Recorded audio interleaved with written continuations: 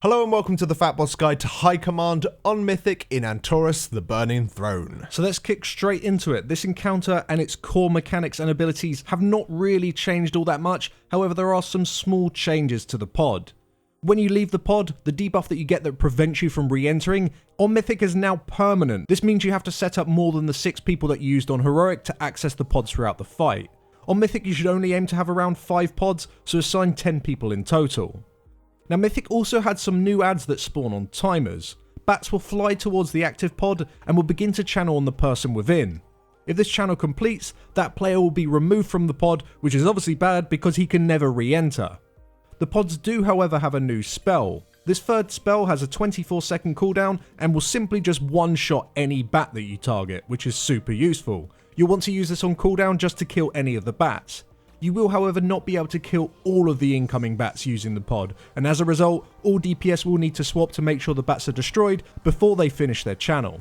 The only additional mechanic added is shot grenades. Whilst any of the bosses are active, on a timer they will throw grenades onto 3 players. After 5 seconds, the player and anyone within their targeting circle will be stunned for 3 seconds. So as soon as you receive the debuff, it's vital you move away from the raid and expire away from any other players. Healers must also top these players as the grenade also deals a moderate spike of damage to them. Now one important thing to note for these grenades is their overlap with Fusillade. Every third Fusillade will explode very shortly after a set of shot grenades time out. In this situation, it's vital that healers quickly spot heal the afflicted players so that they're not comboed with the Fusillade damage. Players with the grenade should also consider using personal cooldowns or immunities at this point. If you're struggling with this overlap and the people with the grenades are dying, you can fit everyone inside the Fell Shield emitter. This requires all players to stack in the dead center of the shield, whilst players with the shot grenades spread around the edges.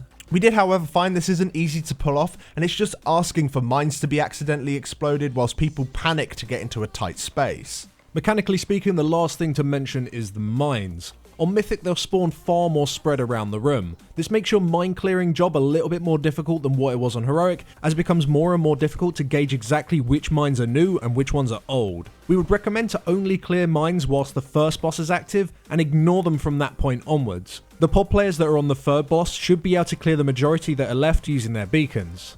After that point, the idea is that the boss should die before any mines explode by themselves later on in the fight.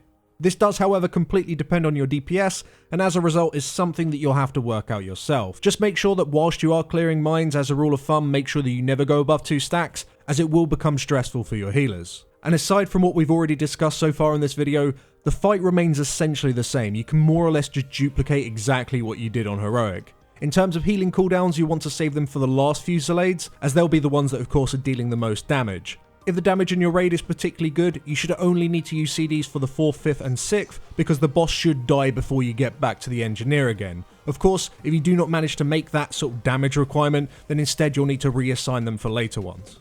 Now talking of damage in this fight, you might be thinking from what Loz said that you really just need to be focusing down the boss the entire time. That can't be further from the truth. You need a good amount of your DPS to be really focusing down on these ads. Certain classes are way better than this than others, like Elemental Shamans are amazing, Boomkin, Shadow Priests, Warlocks. These sort of players should definitely spec into things that will help them deal this extra ad damage, and any ads that are in melee should really be cleaving on top of them. To also help maximize DPS, tanks should definitely position the boss on one side of the pod. This will make it so that whenever a bat happens to spawn on that side, it can just instantly be cleaved down with everyone on top of it, preventing the need for players to constantly run from side to side as they try and get to the bats. But the most important thing is just finding a delicate balance between single target and AoE DPS, and of course, this really depends on your composition, and you'll just have to see how it goes as you pull the boss. Well, thank you very much for watching, guys. If you'd like to know more about this encounter, then do go check out our written work over on Wowhead. The link for that is in the description. And thank you to all of our supporters over on Patreon. As always, you guys are fantastic. We appreciate everything you do for us. And we shall see you all in the next video. Thanks for watching.